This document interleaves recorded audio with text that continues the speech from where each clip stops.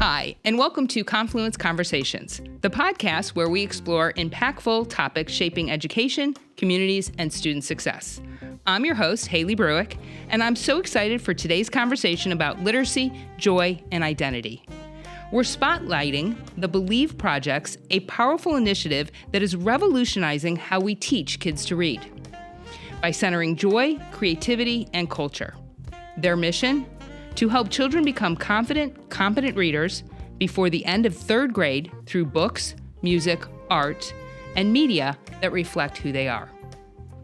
We're joined today by Julius B. Anthony, the founder and CEO of the Believe Projects, a visionary leader and fierce advocate for literacy, equity, and culturally responsive education. Welcome.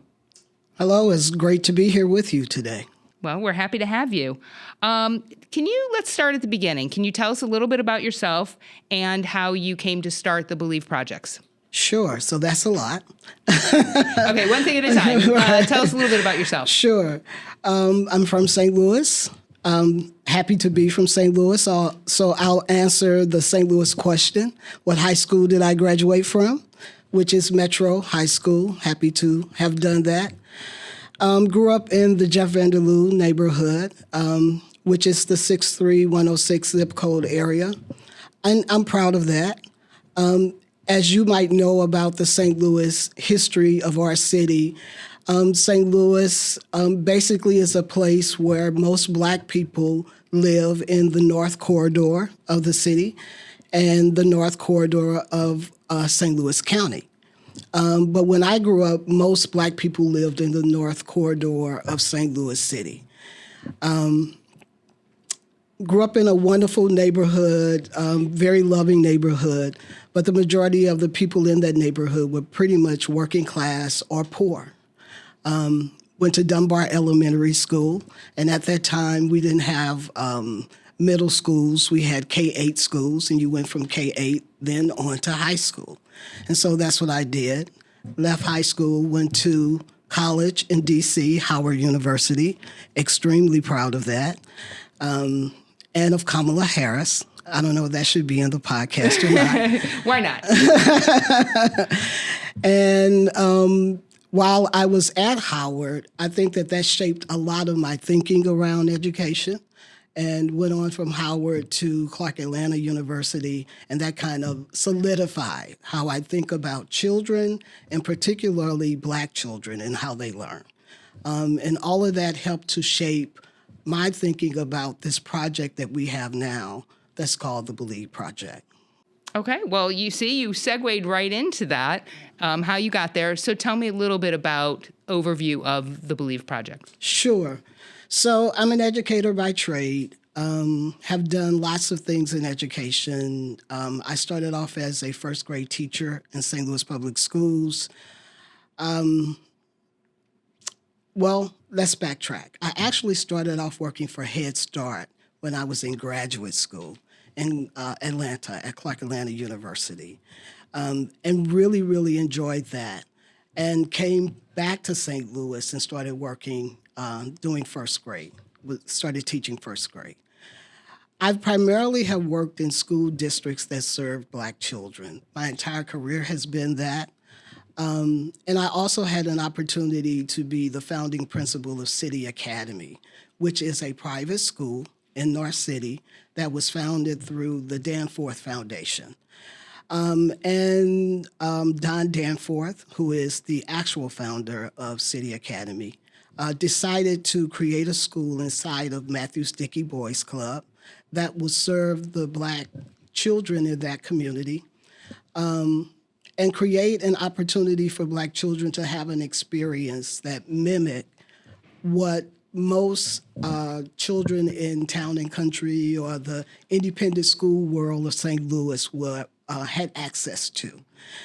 And so I was hired as the first principal for that school, and I helped to shape and create that experience. So I've had an opportunity to work both in public education as well as private school education, and I've been able to see how Black children exist in the private school world, and not just at City Academy, but in all of the private school settings in the independent school world in St. Louis, and how Black children exist in schools outside of St. Louis City. For instance, those that we talk about in terms of the schools that we think of are the higher performing school districts, like Ladue, Clayton, Parkway. And what I came to learn about this city and where Black children are is that they all suffer from two essential things. One, they all have this sense of disconnection from the learning process and a sense of belonging in school. So that's the first reality that I noticed as a Black educator. And then I'll add as a Black male educator on top of that.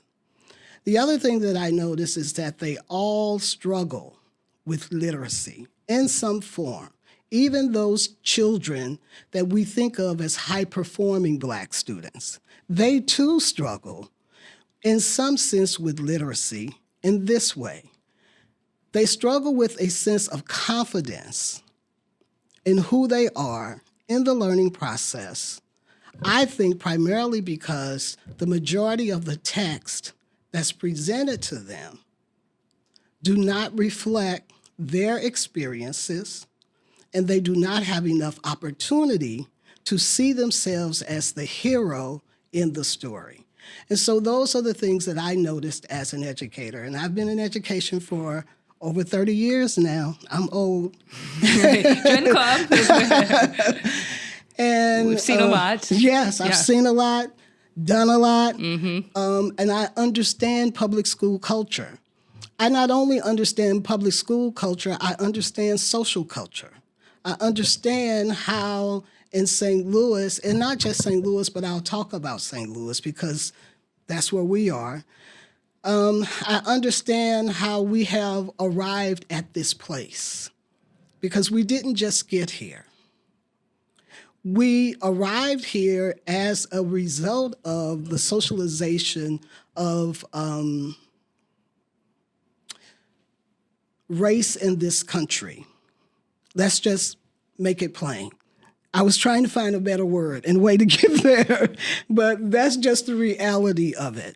And if we want to talk more specifically about St. Louis, it really has everything to do with the Black migration, because that's really how the Black population in St. Louis became to be. It grew as a result of many Black people leaving the South, mostly Alabama, Tennessee, Arkansas, Mississippi, because they came straight up, going to the north, looking for a destination city, and St. Louis was that place where they stopped. And they began, and they normally came as young people looking for a better way, a better life, and they settled here, and they had lots of children. And so this started around the beginning of the 20th century, the 1900s, and it extended throughout the 70s. And they had all these children. And so St. Louis City had to figure out, what are we going to do with this new population? And we have to educate them. And so they wanted to make sure that the public system was designed in a way where Black children had their own way to be educated, and white children had their own way to be educated. And so St. Louis created a public educational system that was one but divided. There were essentially two school districts that they called one. And it never really corrected itself until the 1980s. Now just think about that for a moment. And because of the redlining policies in our city, which still exist today, Black people were only allowed to live in certain communities in St. Louis. And so we still have the redlining exists, and we still have Black people primarily living in the North Corridor of the city and the North Corridor of the county. And so what we have over a period of time is a socialization of disenfranchisement through the public educational system. And we can talk more about how has that happened. And I'll stop there. Well, yeah, to move forward, I mean, so that was 1980, right? And now we're 2025. Yeah. Obviously, I'm guessing earlier you spoke that you've established this project organization 2018. So obviously, issues still there. Yes. So this is, I'm guessing, a solution or a fix to the problem. Absolutely. Okay, so let's talk about the project. How does the Believe Project address the issues that you see? Great question. So this is what we know to be true. Literacy is the basis for all learning. And I want to define what literacy is. So literacy is more than just reading. Literacy has 6 elements. It's listening, viewing, speaking, visual expression, reading, and writing. So it's everything. We communicate. Literacy is the way that we communicate with the world. We also know through research, lots of research, several universities have done this research, but we look at the Annie Casey Foundation's research. And they constantly are refining this research every year. They produce a report every year that's called the Kids Count Report. And so we can look this up. And they follow every year where third grade children are in our country around reading success and how that impacts them and how it impacts our country. And what they suggest is that when children are on or above grade level in reading, by the end of 3rd grade, 1, they do better in school. They also say that those children have a higher potential of making it. And they use the term making it to 12th grade. And there's a reason why they use that term. Because they also say that when you are on or above grade level in reading by the end of 3rd grade, then you have a lower propensity of dropping out of school in 6th, 7th, 8th, and 9th grade. They also suggest that there is a direct link between 3rd grade reading success and your ability to be a thriving adult. Now, if you are a thriving adult, how does that impact your life, your community, the economy of your city, of your neighborhood, of your health, the economy of our national health, all of that? And so let's look at St. Louis and where Black children are. We know right in 2024, I won't even go before 2024 because I don't know how long this podcast is supposed to be. Right, I might be here all day talking to you. So in 2024, Black children in metropolitan St. Louis, so we took the data from all the school districts, there's 32, all the school districts, and where Black children were, and we averaged it out. 86% of Black children in metropolitan St. Louis failed the MAP test. Are we talking at 3rd grade? At 3rd grade. At 3rd grade already. Yes. That's and huge. We won't talk about the scores before then. This is generational. This is cyclical. You know, this happens every year. And if you really dig deep, in every school district, Ladue, Parkway, St. Louis Public, Jennings, all of them, Black children are scoring at the exact same rate. You don't get to 86 with Ladue Black children doing better and St. Louis Public Schools kids doing worse. We're talking about the issue we have in St. Louis, the reading discrepancy. How does the Believe Projects come in and help that? Sure. Mission, vision. What is your mission and vision? Great question. So our mission essentially is this. It's really simple.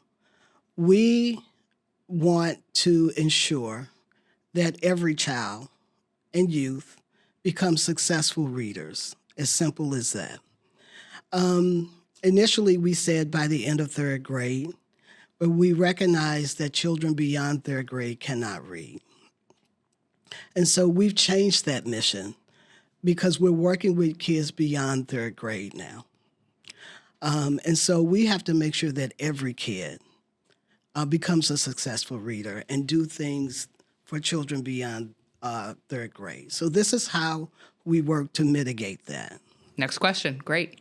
Okay. Our philosophy is this. Children are human beings. We know and we believe, and based on research, children of color respond through feeling first. They rarely respond from the cognitive and the intellectual first. A lot of that is because of their social experiences from generations of conditioning. Schools are designed, particularly for children of color, to respond from the intellectual first. And so we have created a project to help schools to understand that our children need to feel in order to learn. And so our project is in affective science and learning. So give me an example of that. We're going to go right into it. Great. We're on the same page. Right, I'm going right into it. And I'm like a first grade teacher. I go by step because when you teach first grade, you got to give every point so the kids can get it. Absolutely. So if I'm even at the high school level. Okay, because if I'm acting like a first grade teacher, that's why. That's why. So I don't miss any point. Okay. So that's probably why I'm so long-winded. But anyway, so we have this affective approach. And for us, it must be culturally responsive. Because we know from a human perspective, children have to see themselves as part of the experience. And so we have 3 elements that we really work toward: interest, confidence, and joy. And we call this affective approach the intimacy of literacy. That means we must get into what it really feels like from an intimate perspective for children to participate in the learning process. So we start with these spaces that we call literacy labs. We ask a school to give us a classroom and to let us do with this classroom what we desire to help support you in children becoming successful readers. In this classroom space, everything is intentional. Everything. We start by designing it to look like someone's home. So nothing in this space comes from the Maria Montessori perspective where everything looks like a child. No. This is to look like what children experience in the real world. Because we want children to make the psychological connection that what you do in this space, you can do at home. Because through schooling, most children believe that there's one way we learn at school and there's another way we learn outside of school. When we understand that learning is the same all the time, it doesn't change. And so we build this space with couches, chairs, tables, beautiful lighting from the ceiling. We build it with lots of beautiful color in the furniture. And all the furniture is new. Now, the communities that we work in are communities where children are living in high poverty. And so for us, it's important that the furniture is new and not borrowed and not donated, because our children deserve to have things that are new. And that the space looks like a piece of art and not just some space that we pull together and say, this is a space for you to feel like you're at home. No, we want them to be in an all brand new space. That's one part of it. The next part are the books. We put 3,000 books in those spaces. That's a lot of books. That's a lot of books. And this is the strategy for the books. In the elementary schools, the books have a readability level from preschool through 6th grade.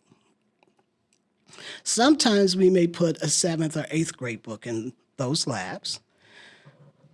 Every protagonist is a person, and a person of color. And so we don't put any books in that space where the protagonist is an animal or some inanimate object, because children need to see themselves as the hero in the story, and every book has a protagonist that looks like the children that are in that school. That's crucial. And that it tells a variety of stories of everyday life. We go to the zoo. We have lemonade stands in our neighborhood too. Just everyday experiences. And that they teach character and things that we want children to understand, that these are the best things that we hope that you aspire to in the world. So that's one thing that that's the second thing we put in the space. There's one wall that's totally devoted to a mural. And in that mural are life-size characters of children and children of color. And it shows their diversity in terms of skin tone, hairstyle, and dress. And for Black children, that is crucial. And we do this because we want them to see themselves in an astounding way. Because even in the neighborhoods where they live, where there are a majority of Black people, in the broader world that they live in, they rarely get to see images of themselves, and particularly in positive ways. And in today's society, the school is really the only place, the last place, and I'll say even over the church, where our children can see themselves in a positive way. And so we ensure that they get to see that.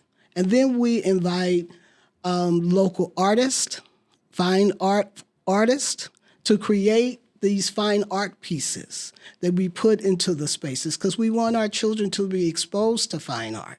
And we want the fine art to reflect our culture and things that we hope our children aspire to. So all of those things are in this space. And it's all to create this wonderful vibe of belongingness, a sense of self for them. And so children spend 90 minutes a week in this space. We ask the district to sign an MOU to ensure that. I'm sorry, explain MOU? Memorandum of Understanding. Okay. It's like a contract. Okay. And then we add on top of that literacy learning experiences. Now, what are those? We will invite national and local authors to come to the school, or we may have this big author show. Because still today, a lot of kids don't get to see or experience or have access to authors. And so we want to make sure that children understand who is the person that writes the book. Because we tell the children that the knowledge is in the book. And if they get to see who the person is that wrote the book, it makes the book more real to them. Oh, absolutely. We just recently had an author here visit, and the interaction and the engagement, and it was a wonderful experience. It was just a couple weeks ago at the high school level. And I'm going to interrupt you a little bit. Mm-hmm. I'm just curious, how is it, so you said 90 minutes, but is it operated like a class, like a library, and who's instructing? That's good. Who's there? Good. So it's not a class. And remember, our approach is affective. Right. And so what we tell schools is that it's their responsibility to manage and set up the schedule for the lab for all of the kids in the building. They are supposed to be committed to every child in the building getting at least 90 minutes in the space a week. Okay. And we can't set that schedule because every school is different. And that they have to manage that. Now. So the teacher pushes in. The teacher and the classroom pushes in. Okay. And when children come to the lab, they have free choice in the books that they choose. Now, what we try to really work with teachers on is to do not choose books for children. And we don't care that they can't read them. That's not the point. The point is that they have their own access to the books that they connect with, because it's about interest at this point.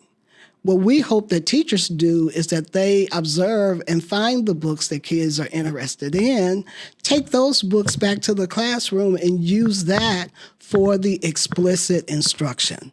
Is there teacher training? Yes, that makes perfect sense. But there's teachers that you guys provide. Yes. So we ask districts to put us on the teacher schedule. So typically we will do a training before the kids even go into the lab to introduce the concept, the idea to the school and the teachers. And then we do training along the way. But again, we bring in authors. Kids get copies of those books. We have a partnership with Metro Theater, which is a local children's theater company. Our kids get to see live theater every year. We attach a text to that because we're trying to mitigate the book desert issue. We can talk about that, which is a whole nother conversation. All of this is to really try to change the trajectory of our children becoming successful readers, because we know that schools are in positions where they don't seem to be able to do it alone. And we think that the biggest issue is this whole notion of affective learning. They just do not concentrate on that piece. Yeah. They only concentrate on the explicit learning, and for some reason they just have not gotten the light bulb that children feel.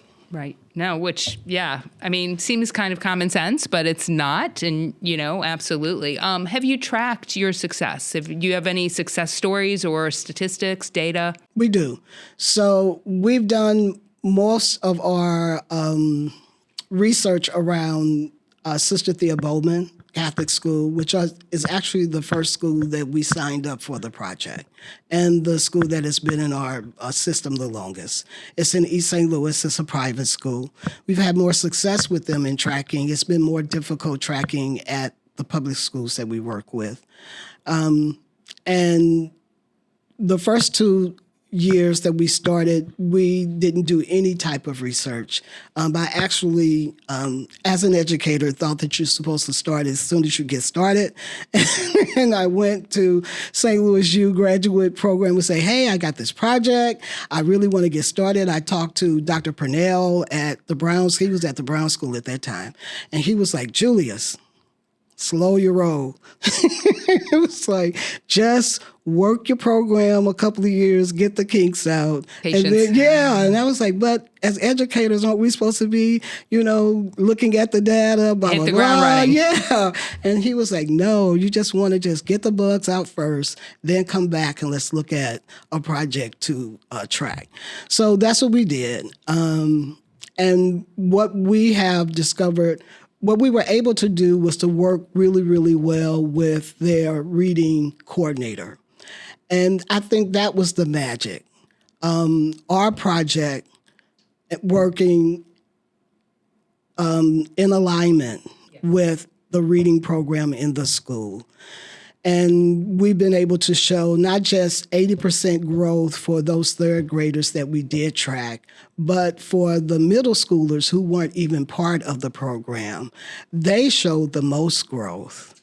And they spent more time in the lab than the little, because they will go in on their own to read the books because they were so fascinated by the authors that they had never had connection to prior to us going into the school. Sure, it makes sense. You take ownership in something, you're going to really thrive. Yeah. So they fell in love with the Jason Reynolds series as an author, Jacqueline Woodson, and just authors like that, and Sharon Flake books, and authors that they had never been introduced to before, which was really a shocker to me because when I would go and speak to students in Parkway, they knew some of these Black authors, but the students in the schools that primarily serve Black children knew nothing about these authors.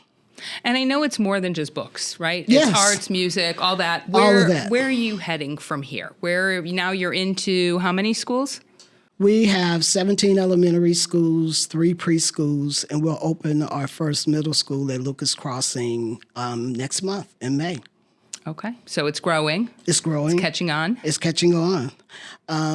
We have a really blessed partnership with a lot of national authors. That's been one of sort of like the residual blessings from this whole effort, is having connections with just national authors who have reached out to us, who have said they wanted to be a part of our work. We've been doing these literacy shows, which is what I didn't intend to do. Was sort of like I had to do it because we grew so fast, and I couldn't get authors to go from school to school to school because it was more expensive. So I had to figure out a way to bring all the kids together so I can give them access to the author at one time. And so we figured that out. We started working with local hip-hop artists and spoken word artists, and all of that is literacy, and it just started to grow and become a big event. So other national authors have heard about this. So our thinking is to eventually scale this beyond St. Louis. That's where we're trying to go. Those were my thoughts exactly. Like, I know we talk about St. Louis because we're here, but there's so many places that can benefit from this. Yeah. That's our goal. It's to scale. It's to try to look at the cities that are closest to St. Louis first, and then go beyond that. Start home. Yeah. Is there anything we haven't talked about that you wanted to share that we've missed, that's important, that you want people to know about the Belief Project?